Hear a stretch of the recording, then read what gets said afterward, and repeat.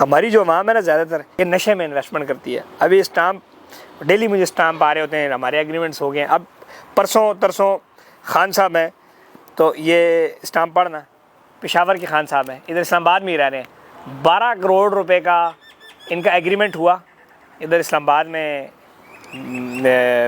بیریا میں ایک ڈیولپر ہے, اور بورڈ ہمارے ہر جگہ آپ کو پتہ ہے سارے ڈیولپروں نے لگائے ہوتے ہیں, کہیں متاثر ہو گیا بیچارہ. اب یہ دیکھیں کہ 12 کروڑ روپے پہ اس نے یہ لکھا ہوا ایگریمنٹ میں کہ میں 13 لاکھ روپے مہینہ دوں گا. اب وہ خان صاحب کہہ رہے ہیں, خان صاحب جو ہے نا اللہ نام اس میں آتا ہے, اللہ اس کے نام میں آتا ہے, میں اب پہلا نام نہیں بتا رہا, وہ آگے ادھر پراپر رونے لگے کہ میں نے 12 کروڑ روپیہ دیا ادھر ان لوگوں کو اور 13 لاکھ روپے ماہانہ کے اوپر ایگریمنٹ ہوا. اور ایگریمنٹ کس ڈیٹ کو ہوا؟ ایگریمنٹ 26 اکتوبر کو ہوا ہے 2022 میں, اور 1 روپیہ مطلب رینٹ 2-3 مہینے دے, اب 1 روپیہ نہیں دے رہے, نہ 11 کروڑ واپس دے رہے ہیں. اس بیچارے نے 11 کروڑ میں 6 اپنے جگہوں کی پراپرٹیاں پشاور کی پتہ نہیں کتنے 100 کنال زمین پتہ نہیں اس نے ٹرانسفر کی ہے. پھر ولاز اس نے کوئی 1 2 3 4 5 6 7 ولاز اس نے ٹرانسفر کیے ہیں اس کے نام, کمپنی کے نام جو ڈیولپر میں مرچ کیے.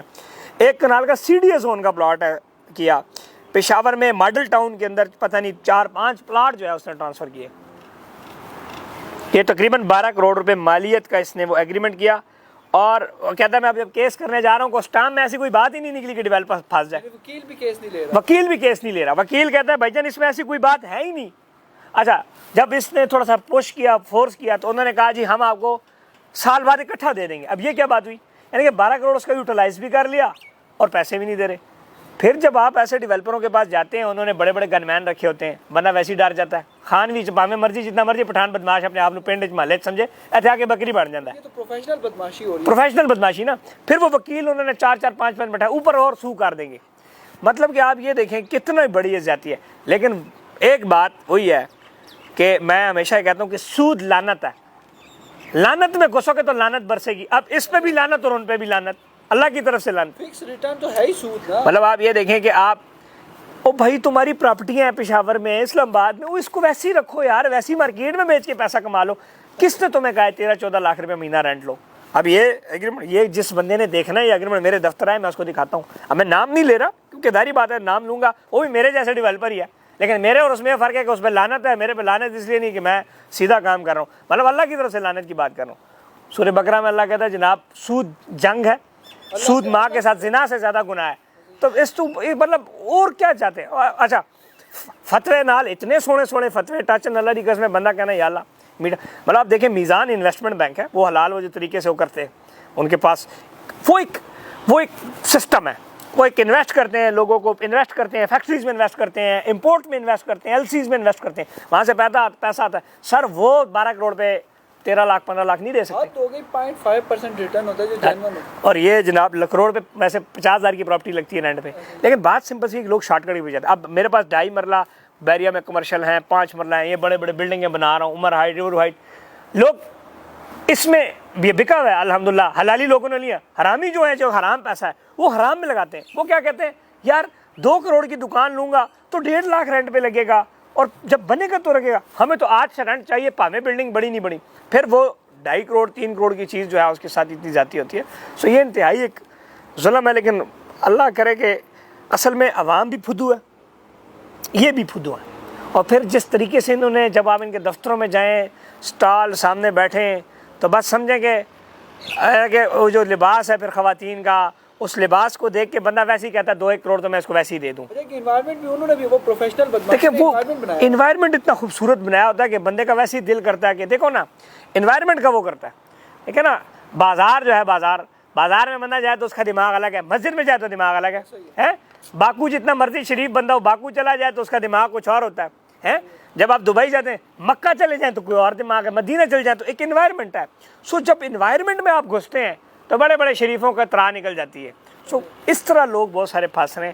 جب تک ہم لوگ ریئل انویسٹمنٹ میں نہیں آئے گے, real estate is about a real estate, it's is a fake state.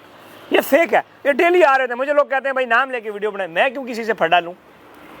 میں نے جو جہاد کی ہے ان کے خلاف جو میں بات کر رہا ہوں, یہ اللہ نے ویسے ہی اللہ پاک میں کسی کے خلاف بات اس لیے نہیں کرنا چاہ رہا کہ اللہ نے ویسے بھی ان کو برباد کرنا ہے، میری ضرورت ہی نہیں. میں جو بات کر رہا ہوں سب سے ایمان کا چھوٹا حصہ یہ ہے کہ یار تم جو برا ہو رہا ہے اس کو ایٹ لیسٹ برا کہو.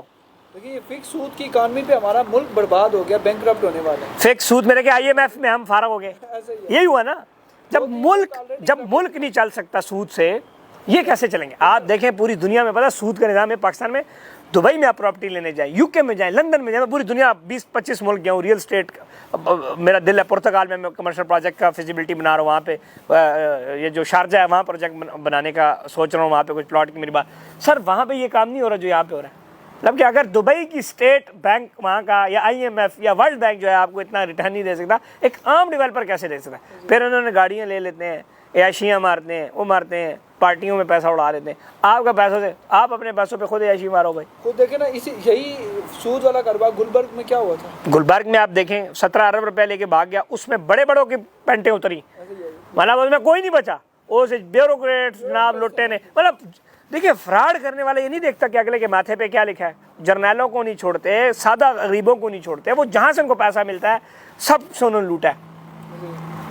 افسران پھنسے، چیزیں پھنسی، عوام پھنسا، غریب انویسٹر بھی پھنسا، بیوائیں پھنسی. تو اور لا انفورسمنٹ تو ہے ہی نہیں. لا اس کو الاؤ ہی نہیں کرتا. تو لا جب الاؤ نہیں کرتا تو آپ لا میں جب سو کرو گے تو لا کہے گا آپ نے انلیگل کام میں. جائز بھی ہوا تو وہ آپ دیکھا نہیں ہے، وہ 25 سال تک کیس لگا رہا اور بابا فوت ہو گیا تھا خوشی سے. ہاں سپریم کورٹ 25 سال بعد بابے دا جلے جیتے آتے سپریم کورٹ ہی ہارٹ اٹیک ہو گیا. اے بھی نہ اے ہو سی. اللہ پاک ان کے لیے آسانیاں پیدا کرے.